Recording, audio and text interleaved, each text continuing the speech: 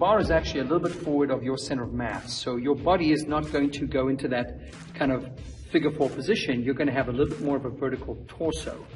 And in doing that, it actually transitions more of the load into the anterior chain, which means more load into the quads, less onto the posterior chain. So the front squat has a little bit more emphasis placed on the anterior compartment of the lower extremity, whereas the back squat, with now the weight being behind you, actually transfers a bit more load into the posterior chain.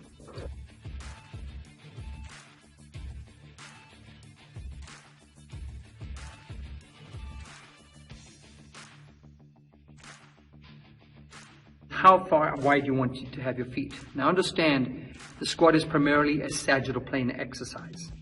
And if you're going to bring your feet closer together, yes, it does load more into the anterior compartment. So you get a little bit more into the quads regardless of where the bar is. But it's also going to require a lot more ankle mobility because the tibia is going to have to translate a lot more, further forward. So for people that have that mobility, it's fine. They might do that and they might squat without any compensation happening at the feet. For someone who's got some limited ankle mobility, they might prefer to have a slightly wider stance, which means we're now looking for a compensation in a different plane. The classic compensations are, number one, I will move my feet wider, or I might even evert my feet outward.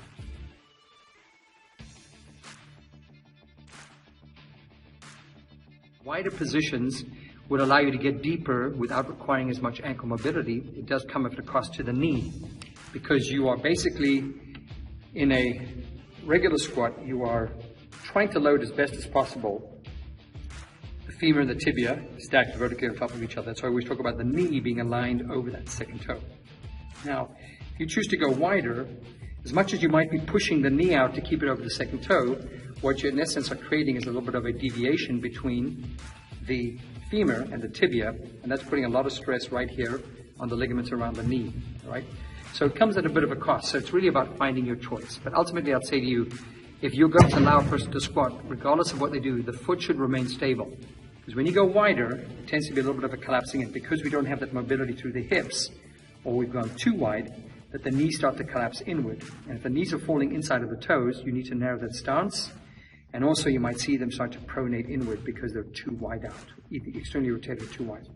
So regardless of what you're doing, you need to have that good foot position. So I generally will start with something maybe a little wider than hip width. So hip width would really be taking your ASIS bones, these bones that you feel right up here. And if you're looking straight down, they should theoretically align with the inside of your toe to somewhere over the second toe. That would be a nice neutral hip stance position. Generally, you can go a little wider than that, somewhere between 20 and 50 degrees wider would be the traditional position for an Olympic squat.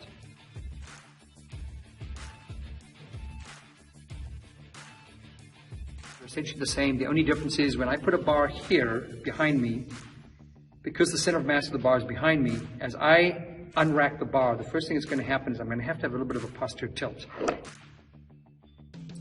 If I'm in this position and I put a bar back here, if I don't do anything, I'm going to fall backwards. So because the weight is behind me, I have to drive something forward. So generally what I do is I create a little bit of a posterior tilt by moving the hips forward. That's counteracting the weight being behind my center of mass. And what that results is in a bit of a flattening of your back. So during an Olympic squat or a power squat, when the bar is placed behind you, it is not uncommon as the person unracks the bar to see a little bit of a posterior tilt of the pelvis and a flattening of the back. What we don't want to see in the squat is a rounding of the spine. That's when the spine is most vulnerable to injury, right? Or too much lordosis, which typically happens, and where we're getting a lot of compressive forces into the discs.